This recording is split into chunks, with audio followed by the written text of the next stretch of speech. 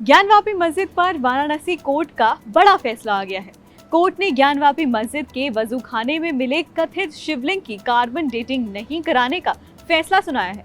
Court की ओर से अपने फैसले में साफ कर दिया गया है कि मस्जिद में मिले शिवलिंग की कार्बन डेटिंग कराकर इसकी उम्र के संबंध में वैज्ञानिक साक्ष्य हासिल नहीं किए जाएंगे। जिला जज अजय कृष्ण विश्वेश की अदालत ने ये फैसला सुनाया है।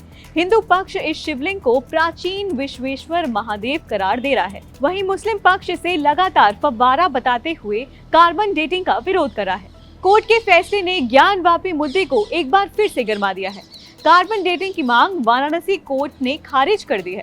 कोर्ट में अब तक क्या हुआ, आपको बताते हैं। दरअसल ज्ञानवापी मामले की सुनवाई वाराणसी की जिला अदालत में चल रही है।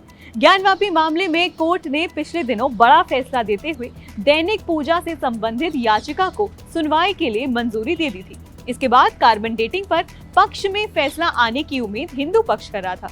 इससे पहले माता श्रृंगार गौरी के दैनिक पूजन की मांग को लेकर 5 महिलाओं की याचिका पर कोर्ट ने उनके पक्ष में फैसला सुनाया था। वहीं मुस्लिम पक्ष निचली अदालत के फैसले के खिलाफ इलाहाबाद हाईकोर्ट और सुप्रीम कोर्ट तक पहुंच गया था, लेकिन उन्हें वहां झटका लगा था। लेकिन अब कार्बन डेटिंग के पक्ष में फैसला आने के बाद मुस्लिम पक्ष इसे अपनी बड़ी जीत की तरह देख रहा है।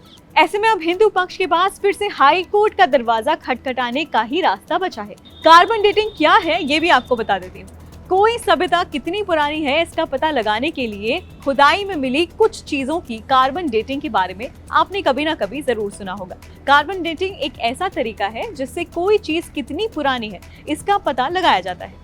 इसकी परिभाषा पर आए तो कार्बन डेटिंग एक ऐसी विधि है जो कि बर्न वेस्ट चीजें यानी कि कार्बनिक पदार्थों की अनुमानित उम्र के बारे में बताती है। कार्बन डेटिंग से लकड़ी, मिट्टी की चीजें, कई तरह की चट्टानें वगैरह की उम्र का अंदाजा लगाया जा सकता है। कार्बन डेटिंग का तरीका इस तथ्य पर आधारित है कि सभी जीवों और जीवों के अंश से बनी चीजों में कार्बन होता ही है।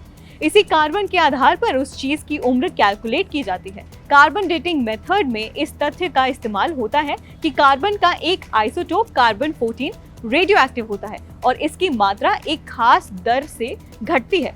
यहाँ एक बात जानना जरूरी है कि कार्बन डेटिंग की भी सीमाएं होती हैं। जिस चीज की कार्बन डेटिंग की जाती है उसमें कार्बन परमाणुओं की संख्या और उसकी आइसोटोप का अनुपात निकाला जाता है। हालांकि कार्बन डेटिंग को सभी परिस्थितियों में लागू नहीं किया जा सकता, जैसे इससे किसी धातु की उम्र का पता नहीं लगाया जा सकता। ये तो हुई कार्बन डेटिंग की बात।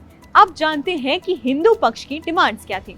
दरअसल कार्बन डेटिंग की मांग को लेकर हिंदू पक्ष खुद ही 2 धड़ों में बढ़ गया था। मस्जिद परिसर में स्थित मां श्रृंगार गौरी की पूजा के अधिकार की दावेदारी करने वाली महिलाओं में से एक ने ये कहकर कार्बन डेटिंग की मांग का विरोध किया था कि वैज्ञानिक परीक्षण के लिए शिवलिंग के कुछ अंश अपने साथ ले जाएंगे जिससे ये खंडित हो जाएगा।